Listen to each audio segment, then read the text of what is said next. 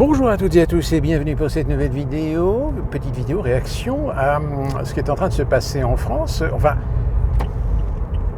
j'ai envie de reprendre cette expression que peut-être vous avez déjà vue en mini-clip, qui est celle émise par un célèbre youtubeur de la première heure, qui dit « ça commence à faire beaucoup là, non ?»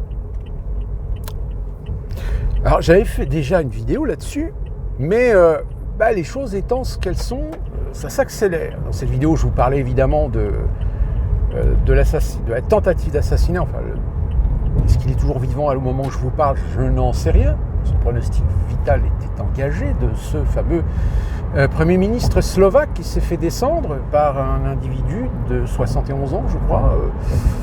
Alors, hasard et coïncidence, le monsieur, il est quand même anti-Union européenne, plutôt pro-russe, et il venait de lancer une procédure d'enquête sur les responsables de la gestion de la pandémie. Pur hasard. Non, ce qui se passe en France, c'est quand même faramineux. Vous avez eu donc cette attaque, alors pareil, encore au moment où je vous parle, je ne sais pas si les auteurs ont été retrouvés, on ne sait pas si le présumé innocent, je ne sais pas s'il était présumé innocent, je crois qu'il avait été condamné. Il était condamné et c'était pour son transfert dans la prison dans laquelle il devait purger sa peine. Pareil, lui, on ne sait pas si est-ce que c'est sa famille, est-ce qu'il a été sauvé par son groupe, etc. Ou est-ce qu'au contraire, c'est un groupe concurrent qui l'a récupéré alors pour des raisons obscures.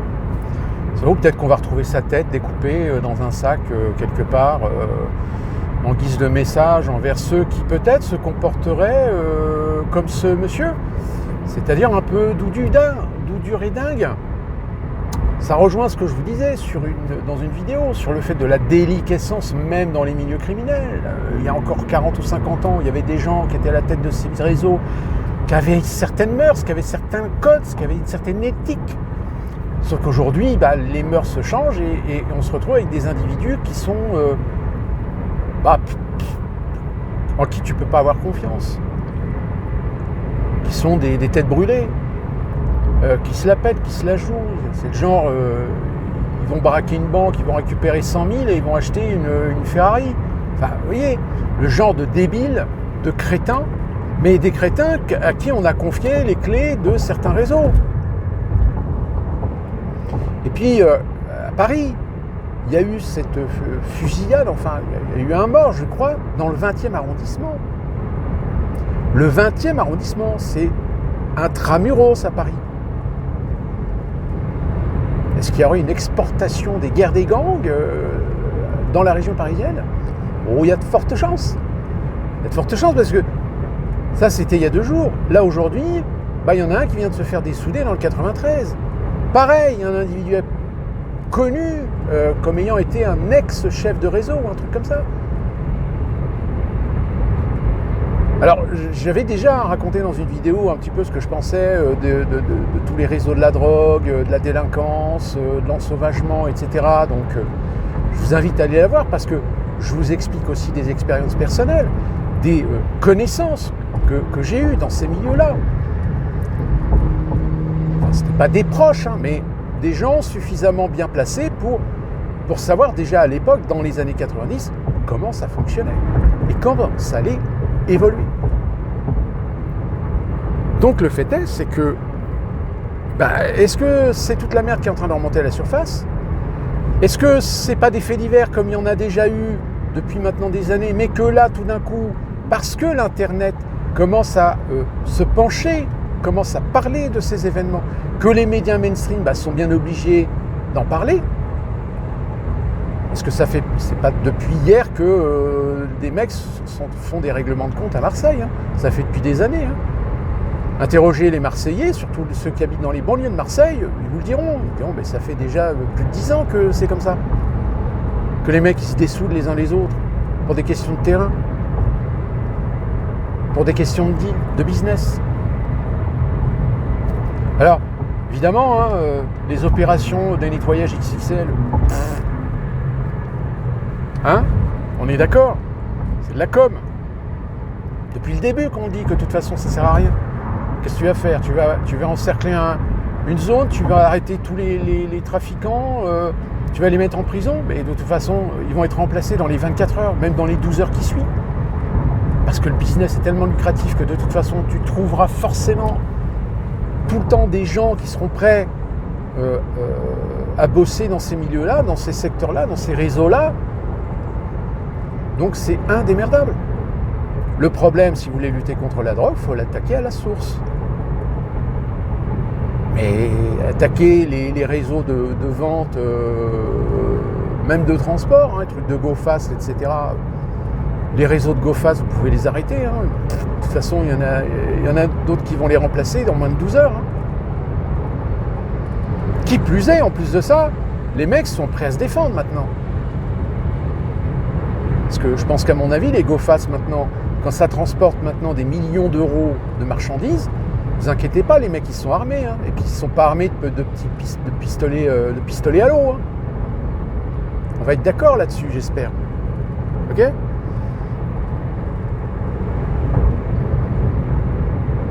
Donc, finalement, ce qui est en train de se passer, c'est pas une nouveauté, sauf que les médias sont bien obligés aujourd'hui d'en parler.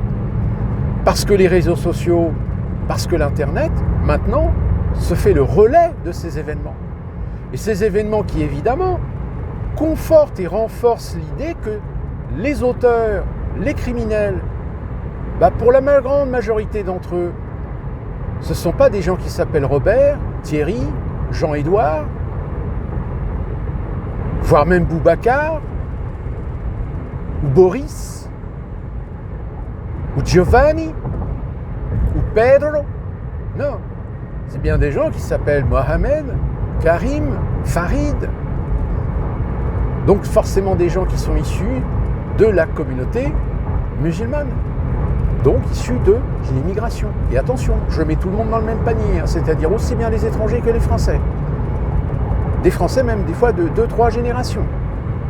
Sauf que il y a un problème de mœurs et de culture qui fait que ces gamins ils sont en échec scolaire parce que les parents, alors soit ils sont à l'ouest ou soit ils sont dans cette culture qui de toute façon est en contradiction et en défection vis-à-vis de la République, vis-à-vis de l'espace public. Donc là, la gauche peut toujours dire « oui, mais c'est la faute de l'extrême droite qui instrumentalise tout, etc. » Bah oui, elle aurait tort de se priver. Je veux dire, l'immigration, c'est son fonds de commerce. Vous autres, les gens de gauche et d'extrême gauche, quand vous avez l'occasion de sauter sur un événement qui sert votre idéologie, vous vous gênez pas. Sauf, évidemment, quand le problème est forcément lié à des individus qui sont issus de la communauté musulmane. Quand le problème implique des individus qui sont des migrants. Alors là, vous allez chercher, oui, mais c'est normal, parce que la société française ne les intègre pas, les rejette, font de la discrimination envers eux, etc. Ben oui, bien sûr, c'est toujours la faute de la France. C'est la faute de la France d'accueillir des gens qui, clairement, pour certains d'entre eux, je dis bien pour certains d'entre eux, sont inassimilables, ne pourront jamais s'intégrer à la société française. Parce que la société française est régie par des codes, par des mœurs, par des éthiques, par des lois qui vont contraire à leur propre style de vie, à leurs propres opinions, à leur propre caractère. Donc fatalement, c'est une évidence, mais une évidence que les gens de gauche continuent à vouloir planquer sous le tapis. Mais de toute façon, on est en guerre. Là, vous êtes en guerre. Je dis on parce que je suis français et je me sens un petit peu concerné aussi par ce qui se passe dans mon pays. Mais là, vous êtes en guerre. C'est pas une guerre conventionnelle où des Français s'entretuent pour des raisons X, non. C'est que là, vous avez des gens, qu'ils soient français ou d'origine étrangère, qui commencent à mettre dans la société française le brin. Et quand je dis le brin, c'est le brin à tous les niveaux. C'est aussi bien la peur auprès d'une grande partie de ces Français qui sont complètement émasculés, que de ces Français qui gueulent, qui revendiquent, qui manifestent, qui contestent pour tout et n'importe quoi. Mais dès qu'on les expose à la réalité, au factuel, là, il n'y a plus personne. Et c'est ça le problème. Parce que la conflictualité chez les Français, elle est évidente. Il y a ceux qui sont encore dans l'esprit humaniste, droit de l'homiste, les pauvres migrants, les pauvres émigrés. Imaginez ces gens-là, ils fuient la guerre, ils fuient l'oppression.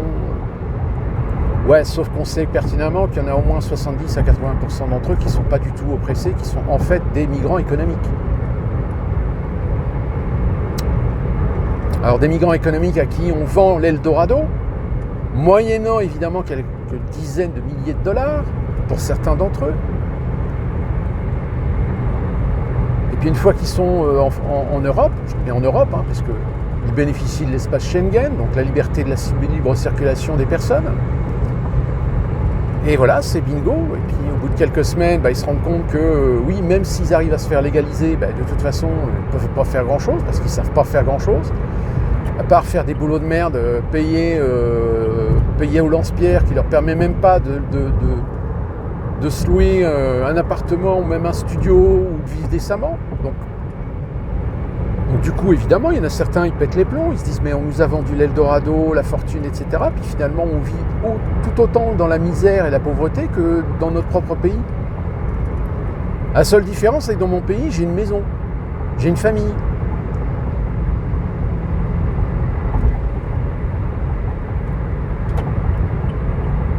Non, puis bon, soyons clairs, il y a aussi le conflit civilisationnel de toute façon, qu'il soit d'origine religieuse, qu'il soit d'origine culturelle, de mœurs, de tradition, etc. Ça, malheureusement aussi, c'est un problème. Mais c'est un problème où ça aussi, on le planque sous le tapis. Malheureusement. Donc là, ça commence un petit peu à s'accumuler. Et puis, évidemment, je répète ce que je vous ai dit déjà depuis maintenant très longtemps dans mon analyse concernant l'insécurité, la barbarie, l'ensauvagement, la vie chère dans les centres-villes, etc. Quittez les grandes villes. Allez en province, allez dans des petites moyennes villes, allez dans des petits villages. Et évidemment, si vous en avez les moyens, si vous avez des qualifications qui vous permettent de pouvoir changer de métier, de changer d'entreprise, ou même de travailler à votre compte en tant que libéral, ou... voilà, je veux dire, il y a des tas d'opportunités. D'autant plus que dans la France rurale, dans la France provinciale, vous avez des tas de secteurs, que ce soit la plomberie, l'électricité, la charpenterie, le BTP, etc., où il y a de la demande. Je dis bien local, pas les grosses entreprises. Alors évidemment, les salaires, peut-être que les salaires ne sont pas aussi gros que dans les grosses entreprises. Et encore, ça aussi, ça ferait débat. Parce que vu les grosses entreprises aujourd'hui qui cherchent des économies, où est-ce qu'on cherche en premier les économies? C'est évidemment sur la masse salariale. C'est une évidence. Donc, à partir de là, si vous voulez, ça pose problème. Ça pose problème parce que les choses vont se dégrader de plus en plus, surtout dans les milieux très urbains. Parce que tout ce melting pot, à un moment donné, il n'y aura pas les richesses pour tout le monde. Il y en a forcément qui vont se retrouver sur le bas-côté de la route.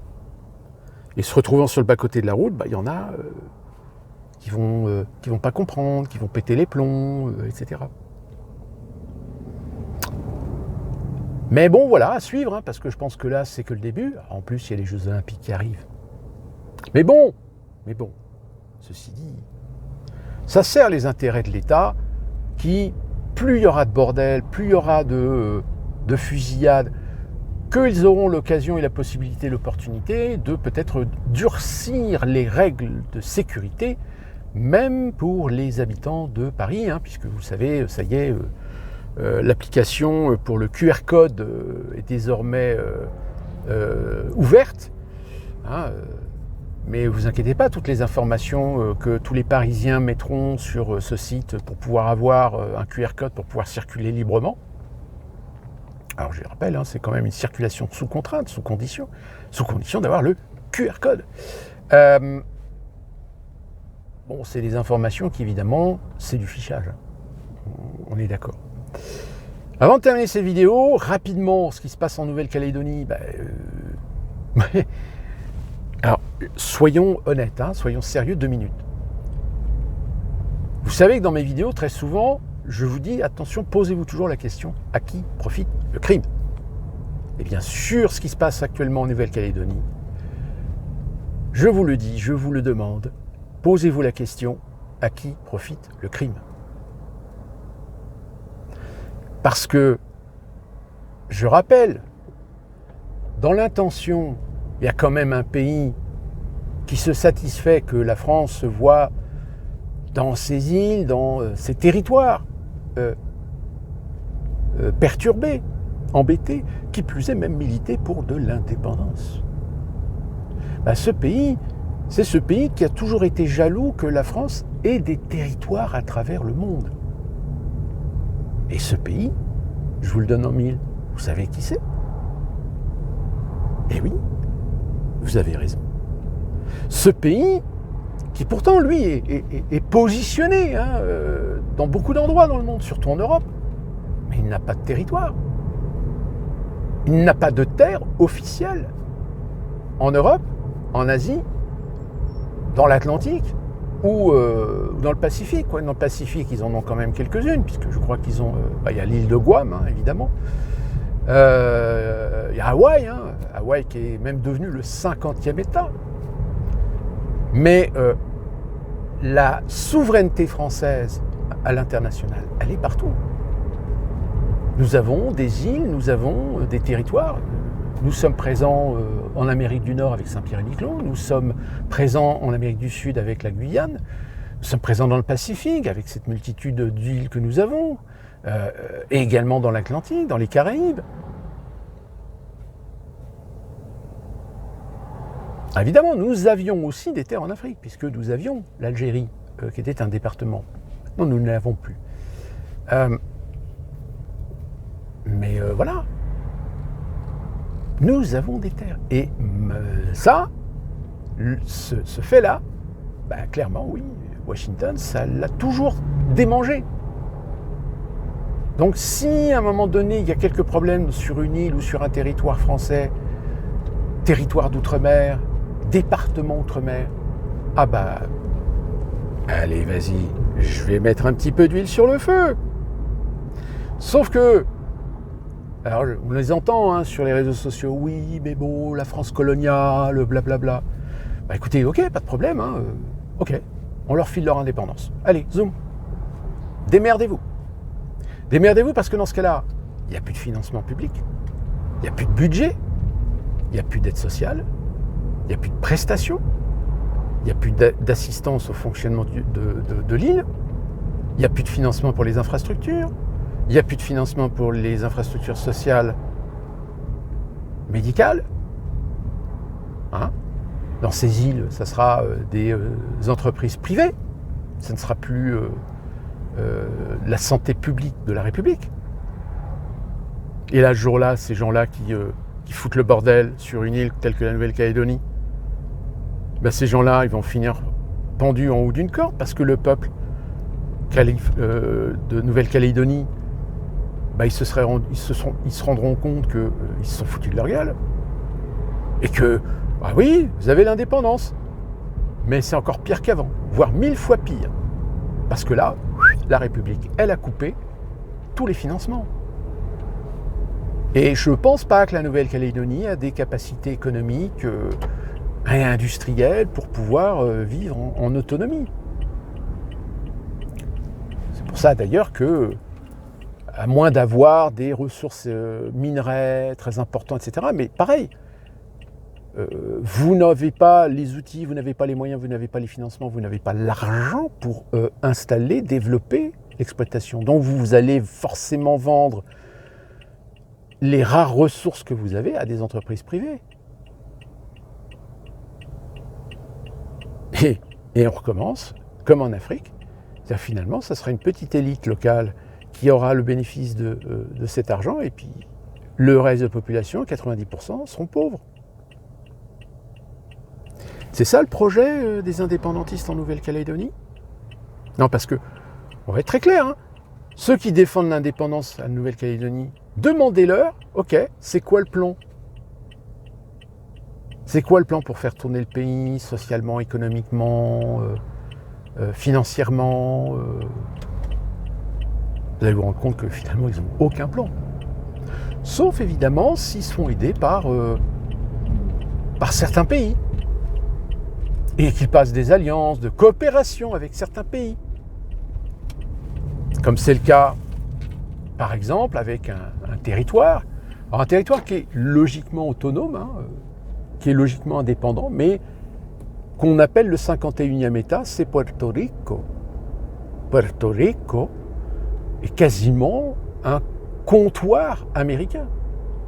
Parce que Puerto Rico, tout seul, n'est pas capable de s'en sortir. Il a besoin d'aide, il a besoin de financement, il a besoin de compétences, de connaissances, il a besoin de gens sérieux, il a besoin de groupes, il a besoin de sociétés d'export, d'import. Toutes les îles ne peuvent pas être Cuba. Cuba a réussi à s'en sortir, mais à quel prix? Il y a un moment donné, il faut cogiter. Mais on en reparlera parce que j'ai l'impression qu'on est dans une période où ça commence un petit peu à partir au volo. Et je suis impatient de voir comment vont se passer les Jeux Olympiques. Parce que je pense que, à mon avis, va y avoir des dérapages. Et des dérapages sévères. Mais d'ici là, profitez. Profitez de la fin du printemps et de l'arrivée de l'été prochainement. Vous voyez, nous, chez nous, soleil. Alors nuageux. Parfois des orages. Je vous fais profiter d'ailleurs d'une petite vue bien typiquement américaine. Voilà. Et nous on se retrouve très prochainement pour une nouvelle vidéo. Et d'ici là, portez-vous bien.